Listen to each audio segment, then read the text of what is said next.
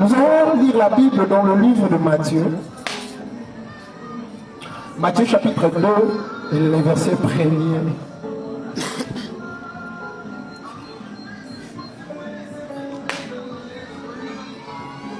Matthieu chapitre 2 à partir du verset 1er, je lis au nom de Jésus.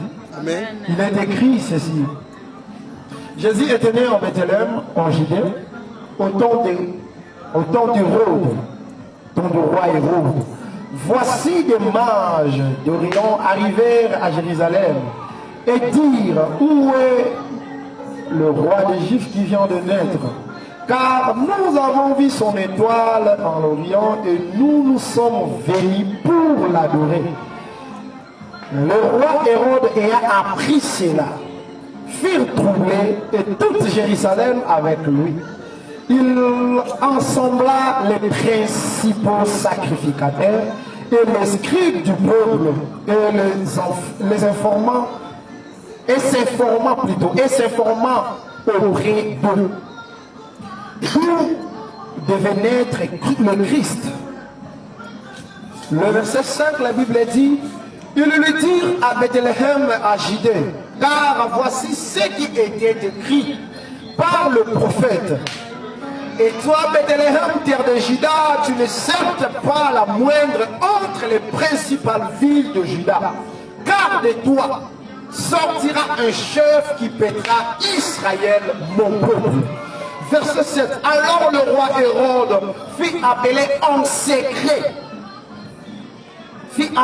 secret les mages et s'inquiéta soigneusement auprès d'eux pour savoir combien de temps l'étoile brille encore. Puis il envoya à Bethléem en disant, allez, prenez des informations exactes sur le petit enfant, quand vous l'aurez trouvé, faites-les-moi savoir, et que j'aille aussi moi-même l'adorer après avoir entendu le roi. Et il partit. Alléluia. Alléluia. Bien-aimés dans le Seigneur, j'ai pris cette histoire pour partager avec toi, pour te dire que Hérode ne te trouvera pas. Vous êtes né en Bethléem à Judée. Et Hérode, le roi Hérode, c'est lui qui régnait sur Israël. C'est lui qui régnait en Jérusalem. Ça me commet lié que le roi des Juifs vient de naître. Oh! Maintenant, je suis roi. Et il y aura encore une autre roi en ce lieu. Donc, ce gars, il y a un bundisanga. Il y a un bundisa royaume nanga.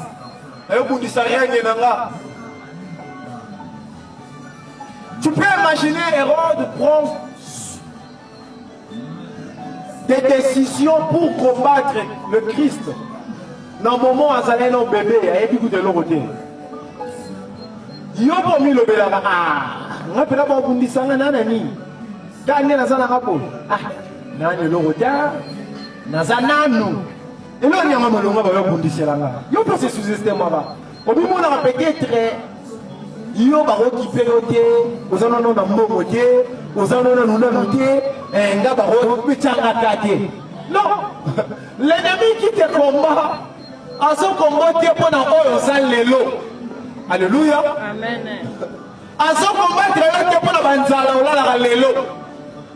À son combattre, pour ne la pas mort quand même à son combattre, pour ne la condition bien dit. Mais il te combat pour ce que tu vas devenir demain. Alléluia. L'ennemi te combat pour ton avenir parce qu'il sait. Oh, ça. Donc, je n'y osa pour naïe. Et puis, poste n'y osa pour occuper. Oh, il est mal à l'aise au jour à venir. Le roi a eu un mot. Il y a pas de combattre déjà les lots. Il y a des gens qui ont la nini.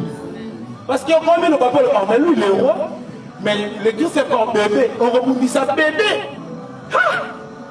Attends, il y a un petit monde qui a un moukola, peut-être qu'il y a des gens qui nous ont confié déjà. Il y a des banalismes qui ont fait la nene. Mais lui ne combat pas cet bébé parce qu'il sait de quoi cet enfant est capable de faire. Il dit, tu me bomber les héros. Et ça ne peut pas bouger ça. Et ça ne peut pas bouger ça. Mais ça, là, dans le lobby, tu aussi, tu sais, héros. Tu peux voir héros.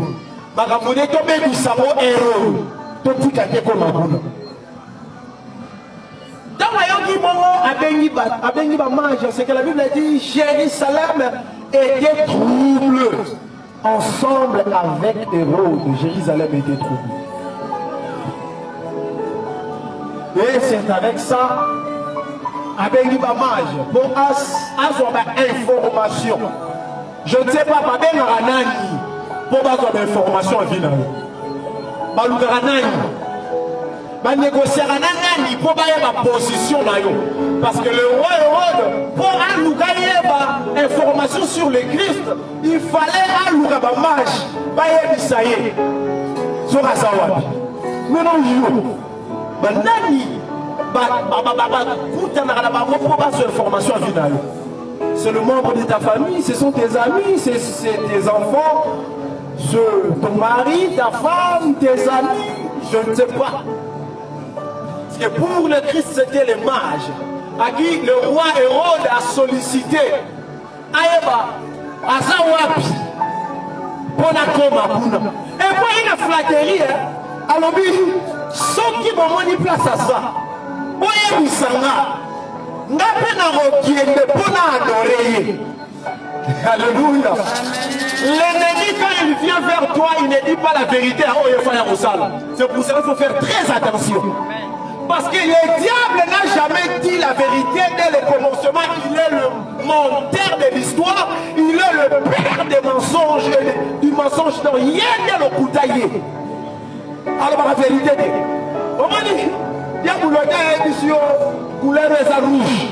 Bon, il y a un animateur, il y a un peu ça. Il y a un rouge. Quand il m'a dit, ça. Parce que toi, tu peux penser qu'il y a un rouge à couleur. Ok, il y a un rouge à maquiller. Alléluia. Le diable, il est le père du mensonge. Lui, il ment toujours. C'est le Christ qui a dit, moi je suis le chemin, je suis la vie et la vérité. À part Jésus, il n'y a pas de vérité. Hérode a l'obité que bon l'accent place à ça. N'a qu'un romaillé. Parce que n'a déjà présence de notre trouble. Mais le bon l'accent place à ça n'a qu'un goumba mélaillé. On a la stratégie. Tant que vous allez faire mon lili dans le non, on va s'en passer. Et là, on va flatterie, on va faire malamu. Tu vois, il y a un mot de Nassima, il y a un mot de bombami. Nassima, il y a un mot de bombami. Oh, ce que vous place à ça, vous avez dit ça. N'a pas de na bombamela. N'a pas de na pesa pour offrande na parnanga. N'a pas de na salaboy. Faites très attention à ma loba moyini. Faites très attention à ma calcul à moyini. Moyini on va na yo wana ye mutazo boma ye mutasala nyonso wane komela yo.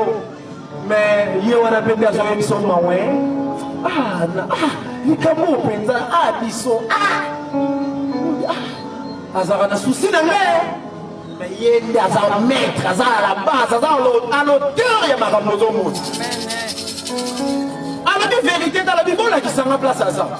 Il y a des signes, il y a des tours. Donc, il y a des mélanges. Donc, l'ennemi est prêt d'utiliser toutes les stratégies pour la vie. Maintenant, pour qu'il soit fort, lève-toi, prie Dieu, sois éveillé. En fait, il y a ma stratégie, nous sommes rien à mourir dans la nulle somme de fait. Car la Bible dit, toute arme forgée contre toi sera nulle sans effet.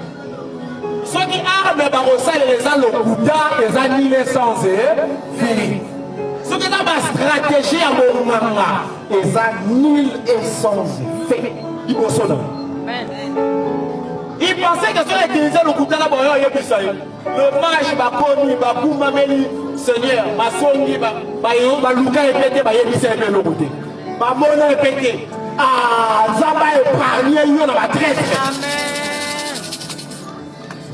Zamba l'homme, la traître, vie na yo zamba longola babitu bakoya mpona kotrahir yo zamba tia bango mosika zamba akanga miso na bato baza malamu. Les mages sont venus, ils ont vu le Seigneur, mais bazongelaki Hérode te pour lui dire Hérode à quelle place? Non, jamais, jamais.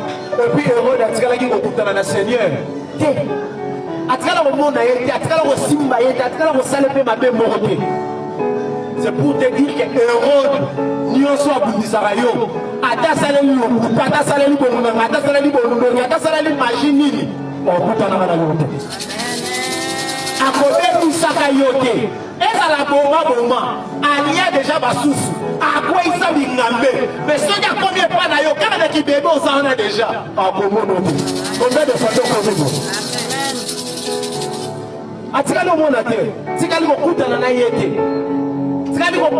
Jamais place au Yazali. Il a placé toutes les formules, il a placé toute stratégie pour dire qu'elle est éliminée. Et Dieu a épargné. Dieu a épargné. Il peut faire des calculs de projets en Koutarayoté. Bien-aimé, sois premièrement conscient de ce que tu es. Si vous se sous-estimez dans un ami, Hérode faisait la guerre dans Tata Mobimbaké avec un enfant. Alléluia. C'est un enfant. Donc fais le fort. Il y a Mobi Soarayo Morona Valère. Il y a Mobi Monarayo Moromoutuya. Vous savez Mimoni Moutuya Robi Bakela. Alléluia. Moi je dis que ça va bien banda pour ça le roi na ofa Morona Valère. On l'a sur le banda, on va tout dire pour le bien. Et ça la sala na ngo moi ils sont qui va moi me même comme la valeur mais ça la sala na mona rango. Mais la mona sur Morona Valère dit. Il y a moi na au tiango na place pour des appréciés. Donc yope ni soit na valeur. Pour père donc on se bon de la bonne fino, au bon de la négligence té. Donc on se mo côté likambo bon ya bana na yo, ya mwasi ya mobali no ya bandero ya baboti na yo. Lokolo soit bon na valeur. Au bon de la avec toute sérieuxité. C'est ça. Oh, non, il faisait la guerre avec un enfant, un petit enfant. C'est même histoire, oh, et Salamaki, ombre dans mon Ancien Testament, dans le livre de Exode. Et Salamaki peuple de Moïse. Quand le Pharaon a senti le vent de libérateur, il a senti le vent de Moïse. Il a dit, bon, papa, dis surtout qu'il va aller à Hébreu. Mais dès la jadelle, parce qu'il a senti parmi cette génération, dans cette génération, il y a un enfant. Lui n'est pas un enfant ordinaire. Lui n'est pas normal. Lui n'est pas comme tous les enfants. Lui, c'est un libérateur. Maintenant, les parents de Moïse avaient senti quelque chose. Non, il est enfant, mais il n'est pas ordinaire. Tout le monde mettre au bombe. Papa, dis-moi, pas tout le monde mettre ah. Moi, je peux te livrer, ma maman. Tout ça, Dieu créait ce plan parce que lui, il n'était pas comme tous les enfants. Toi aussi, ni mona, moutoumaro à part que Batumususu. On va créer ma stratégie. La mère de Moïse a créé des... Dieu l'a inspiré, elle a créé des stratégies.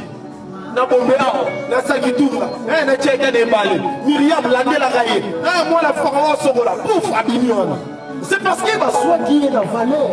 Parce que moi dans la considération. Il y a aussi vu la valeur. On va créer, on va conditionner sur malade pour finir et taper la paix malade. Amen. C'est ça. Savoir se protéger. Quand Joseph et Marie, Mario dit que moi, la maman est en danger. Dieu les a parlé. Prenez le Messie. Ok, na Égypte. Dans la vie, il faut savoir se protéger. Il y a un adage qu'on nous dit, ça ce n'est pas biblique cet adage. Oh, c'est pas biblique. Dans la Bible, c'est écrit,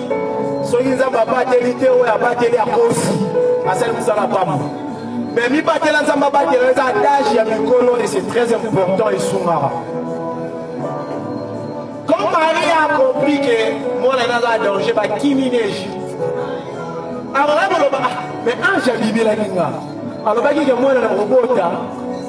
On s'amour on va pas aller sauter na remema Yesu na remema mobikisi. Mais mobikisi na kimi c'est source. Il pouvait dire ça. N'ayons pas de ah na fana la ngelo monte pour moi. Natika na ngelo monte pour ça de moi. On sera makamlo sur ya vie na valeur te. Mais ils ont compris que moi dans un il faut savoir se protéger. Donc il tient à la mission sans armée. Donc on y bombe mais il y a part là où il y a responsabilité. Le roi n'a pas battu le mais la pile.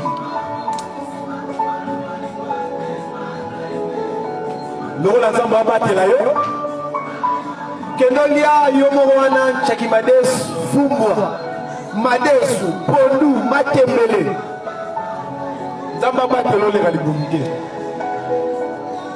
Donc Dieu nous protège, il nous a donné aussi. Mayele wana, il y a une mission pour pétoyer, mais nous peut battre la mine donc le Seigneur est là, oh non, on ne peut pas lui laisser en danger. Avant d'Amouna. C'est ça. Faisez tout cet effort-là. Faisez tout ça. Faisez tout cet effort-là.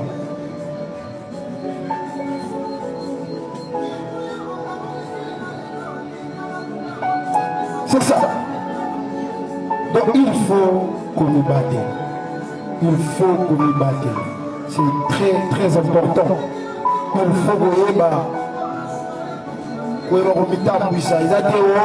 Yo le sambela wana yo ukena ora boena baloyenge mbule zobeta yo wana twa kotolo bike ba Singapour ezalaka o nazara mwana nzambe tango ko kanga yo mbele le nom de Jésus.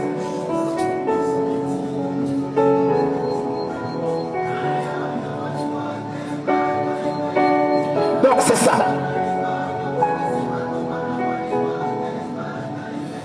Hérode azanani, Hérode azamoto tout oya lukaka pasi na yo, mututo lukaka kolela na yo, mututo asepelaka na konyokwama na yo, mututo asepelaka na ba difficulté na yo, ye wana Hérode. Fais très attention. Na muto omoni ye azalaka na esengo ntango yo ozolela. Ye azalaka na kimia ntango yo ozomona pasi. Ye wana nde Hérode. Ntango nalobi ke Hérode akoretrouve yo te, eza bato wana tu balukaka pasi na yo, bakotikala koretrouvaka yo te. Hérode a passé les arôles, les arrosants, les stérilités, les amignons, et retrouver au terre. Et puis, Christ est aïeux.